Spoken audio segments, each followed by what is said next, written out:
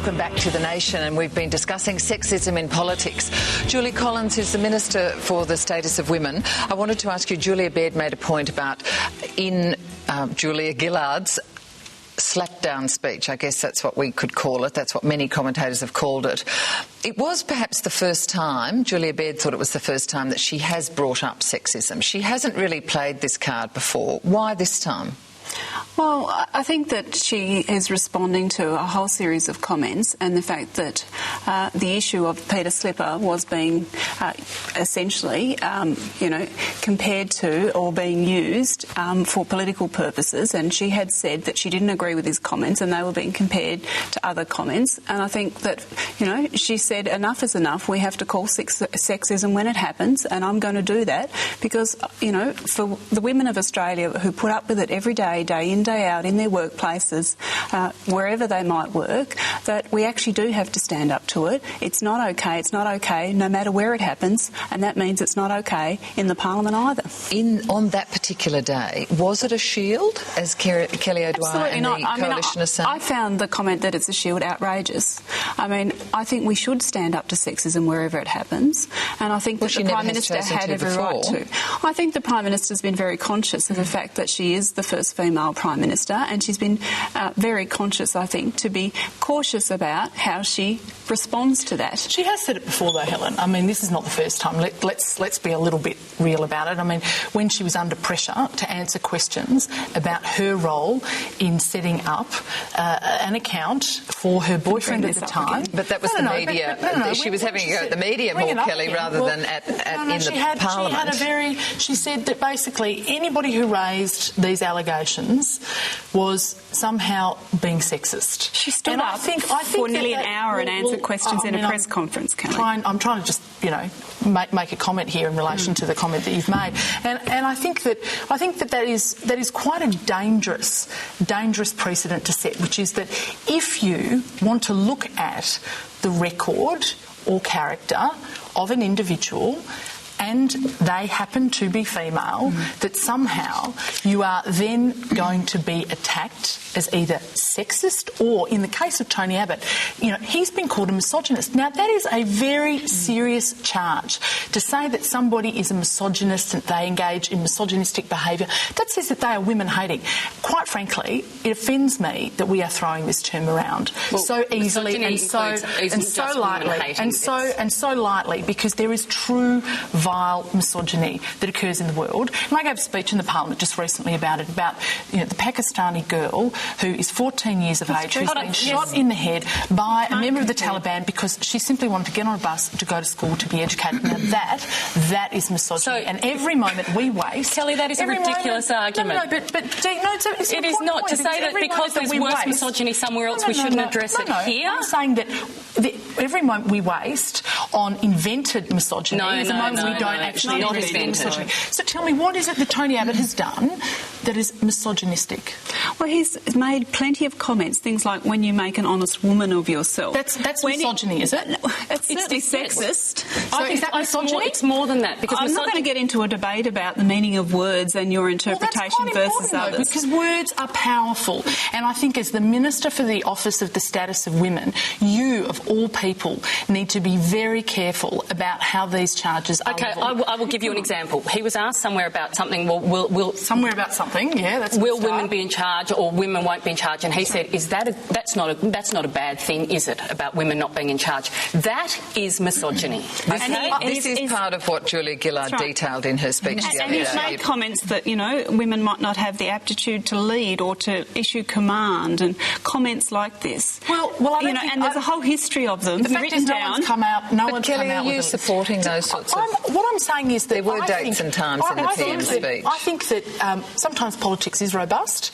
I think that politics is pretty robust, and people make a lot of comments over a long period of time. So do you think women have to just put up with it? I do not think politicians just have to put up with it? That is a misogynistic comment, and I think that it is a very, very nasty... Would you agree it's a sexist comment? No, what I'm saying is that I think that there are people on both sides parts of the chamber who probably, from time to time, engage in sexist language. Okay, so and what worries Kelly, me should is the complete women double politicians standard. have to put up with that? Well, I can tell you now, I don't put up with it, but I also don't claim victim status either. Okay, now that's a point I'd outrageous. really like to respond to. I've wasted many years of a PhD about the likes of you both, of female politicians. I went through all of the clippings files, state, federal, all the press galleries, the federal parliament and parliamentary libraries, and I looked at all the occasions in which the term the gender card was used. And unfortunately, it's always used in a way to assume, to prevent a woman from being able to talk about discrimination in any way.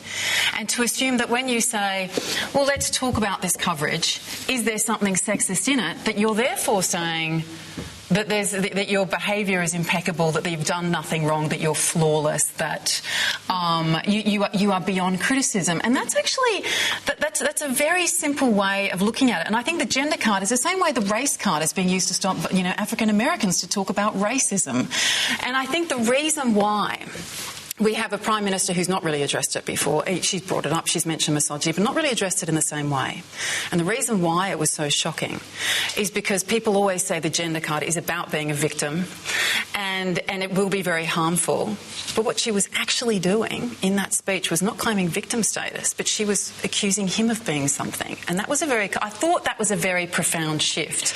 So I understand what you're saying, but I think that we have to be careful that every time a woman says, look, I think this person has said some very offensive things, that we don't then say that she's crying foul on any critique of her policy. Julie, I certainly wouldn't say that in the sense of saying that you can never talk about sexism, you can never talk about these issues. I don't for 1 minute suggest that at all. In fact, I set up, along with actually one of your colleagues, Amanda Rishworth, it's a joint parliamentary friendship group for women in maths, science and engineering. And I'll tell you why I did it, because I had a woman who came to me and said that there is a problem with the way that grants are allocated and how you are actually looking at the assessment of the allocation of some of these scientific grants. And I wrote to the Minister several times, received not particularly sensible responses about it, and realised this is actually a genuine issue we need to look at, because there needs to be some flexibility built in here. So I'm not suggesting for 1 minute... But you did say that politics was robust, and therefore you seem to be implying that you need to just put up with it. That I do think it's very convenient that in some circumstances there is a big, hullabaloo made about, statements that some members might make or catcalls that some member might make, and in the other exactly similar circumstances, as happened in the House not that long ago, because we had in the Senate a catcall that was made by a coalition member who then immediately apologised for it. We then had the same thing happen, and it took about 45 minutes in the House, firstly for the male member to acknowledge he'd done it, to take responsibility for it, and I demanded an apology because I thought it was offensive. All right. And I'm saying there was a double standard because it took a very long time for any member of that front bench to stand up and say Kelly, this is wrong. don't you think by using a term, using the gender card, it suggests it's a game that's being played? I do think it's being played like so do you think that what you said was just a tactic, that wasn't real at all? I think there is a real tactic that's being I think women here. who say women are using... Do you want me to answer, or do you want me to... No, it is Dee's point now. I think where women connected with Julie Gillard's speech the other day is we've spent our whole lives being told we can't play the gender card. We can't play the gender card. And when she got up there and all of a sudden it wasn't about a card, it wasn't a game, it was saying this is enough, this is what resonated with women. And it wasn't her being a victim. No. That was what was crucial. She didn't say, I feel so bad, this is so awful. And this was like, I'm offended because these things to me are offensive. Because this is not okay. And it's not okay. And that's why that's why it's gone viral. It's just so unusual. And most people, by the way, who are watching it virally are not aware of the slipper politics or the Craig Thompson politics or the hung parliament. They're just seeing a woman ripping into an opponent for sexism. It is unprecedented. So do you think it really struck a chord out there? I do. Not just in Australia, but this worldwide thing? I mean, I've had lots and lots of emails from the UK and from America about people just saying they just cannot, what is going on? I cannot believe it. And in fact, a friend of mine emailed me this morning, and she'd just been in a boardroom. There were bankers, there were lawyers, and someone was arguing with something, and a woman leaned across the table and said, I will not have you lecture me on this subject. Not now, not ever. They all laughed, Dee Madigan, how will it play play out for voters? I mean, it's fine for the chatterati, the commentariat comment, the New Yorker or the New York Times. What about voters? What you're hearing from sort of, the male journos is, it didn't cut through and that. And then you hear from the women out there, it did cut through massively. And not the people who are on Twitter necessarily, it's the people out in the burbs. Most of the uncommitted voters are women. So, yeah, I think it'll have an impact, a big impact. I'm not actually sure how that will play out electorally. I mean, John Bosco just said on the ABC that he would have ripped up that speech if he could have, that he just doesn't think it's going to play out. And I think that's going to be interesting because I don't think we've actually got to the point of working out what it's going to mean. But or is that a male thing versus a female thing? Right, Do you know what I think it's above politics? Yes. And this is so maybe whether it translates to votes or not, I think even the bigger issue is the important thing is it got said for both sides, because 60% of Australian women think female politicians are treated badly. Yes. And so that's 60%. So they're liberal voters. I then like the two politicians about the sort of feedback that you've had from your areas about that speech. You talk about, this is being done for the good of all female politicians. Well, I can tell you now, the last people to stand up when a woman on the Conservative or Liberal side of politics is attacked in a sexist way, the last thing that happens is condemnation from effectively the handbag hit squad that has been sent out to try and attack Tony Abbott in a very orchestrated way. And I think it's important to come back to your point that you raised earlier about, is it just a game, is it a strategy? And the answer to that is yes. I mean, John McTiernan, who has been brought in from the UK to work in the Prime Minister's office, boasted about using this tactic over in the UK elections. He's boasted on his blog about this. He's actually said that gender is an important part of the tactic of trying to elicit Tony Abbott stood in front of signs saying "kill what we are now seeing." Abbott was doing the same thing with his wife. We're now seeing exactly the same tactic that is being employed. It's no accident that the majority of people, until I actually came out and called it a handbag hit squad, the majority of the people who are out there attacking Tony Abbott on gender, with this megaphone diplomacy. But is that part of your female front benches? Kelly, is that part of your tactic to try and blunt an attack on Tony Abbott? And as Julia mentioned, did he use the same sort of tactic by bringing out his wife and girls to help sort of soften his image? I think it's just a very, very sad reflection on the state of politics right now, that you would see it being used as part of an orchestrated political strategy. I think people actually don't want to be talking about this, and they certainly don't want their parliamentarians to be out there beating up on this issue. I think what they want to see is us talking about the policy issues that affect them, and I think they want to see civility restored to the Parliament. Well, they do. They want to see civility restored to the Parliament. All right. And to be really honest, both Nicola Roxon and Tanya Plibersek, when those comments first were made, were out there talking about policy and other things, and they were asked by a journalist about a photo in a newspaper, and was Tony Abbott's look towards Anna Burke an issue, right? They did not start this commentary out there. They were responding to questions from journalists. Going on for months. This isn't new. I'm not for 1 minute suggesting this only started in the last week.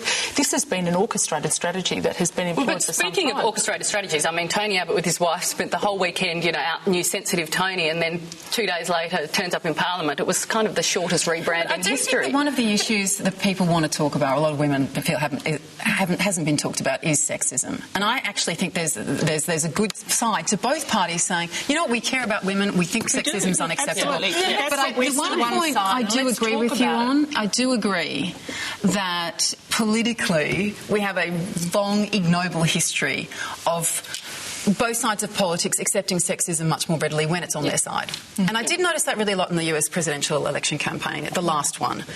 The stuff said about Hillary Clinton was just phenomenal, very, very offensive. And a lot of women across both parties were really troubled. And you realise that we disagree on a lot of things because women have separate brains and they can think for themselves. But one thing that really does that unites women is we do not like to see one of our own being bullied and being piled on from no matter what party. But then when Sarah Palin got up, I also noticed a lot on the left saying quite offensive and sexist things about her, but because she was made a laughing stock by a whole group of people, that was then considered okay. So that does happen, and I do think that on both sides of politics need to be vigilant about it. But that's what I'm hoping this speech does, and that's what I was saying before about it being bipartisan. It should just, for all women, make it not okay the comments that have been allowed in politics from both sides. But obviously she made it very political because she's aiming it at the leader of the opposition, so it can hardly be a bipartisan. Yeah, but it raises the bar then, hopefully, hopefully for politics on both sides, I think. I think it's sort of, it's addressing... I just want to get from Julie Collins, what sort of feedback did you get out of your electorate or the people you deal with? Well, some of the feedback I've had is that people were really pleased that the PM actually stood up to the comments and that she's actually labelled them for what they are, and the fact that she has actually, quoted Mr Abbott time and time again, as you said, Helen, with the dates and the times of these consistent quotes, and there are over 3 decades of quotes that all have a similar theme about him commenting on women. All right, the two of you... in 3 decades. Okay, sorry, the two of you who are in politics, the sorts of sexism that were in the Peter Slipper texts, has that always been there? I mean... And maybe it's there in business, maybe it's there in journalism, maybe people are writing sort of disgusting texts to each other. Certainly there is sexism in every workplace, and I don't think Parliament House is any different. And I think that is what's important about finally standing up to some of it, and for people to actually say it's not okay from either side of politics, it's not okay from anybody, and if people are going to be sexist, we should call it for what it is. If people are going to make comments that are offensive, that are sexist, we should say so. But it's just rubbish. I mean, this idea that Tony Abbott is sexist is just a rubbish statement. I mean, you have people, the independents, who frankly, aren't great friends of Tony Abbott. They've joined with the government. They've actually supported the government. They even supported the government in supporting Peter Slipper, and then realised what a terrible mistake that was, and they decided to actually tell him to get out because he wasn't a fit and proper person. But even they reject this ridiculous statement that somehow Tony is a misogynist. Sorry, are you right, middle-class, middle-aged men are not calling Tony Abbott sexist? You talk about personal experience. I mean, I've had quite a number of personal experiences with Tony and his wife Margie. You say, look, she's been rolled out just recently. Well, I can tell you, Tony Abbott had a decision to make when he was not long ago in Melbourne, and he could either go back home, see and his constituents, or he could stay in Melbourne and come along and see a social enterprise in my electorate. And he spent his Saturday morning with Margie and me talking about homelessness, talking about this social enterprise. Got to do with him being sexist? No, but your point is that all of a sudden Margie's been rolled out, all of a sudden, this is a new Tony. I'm saying it's a consistent Tony. Tony has not...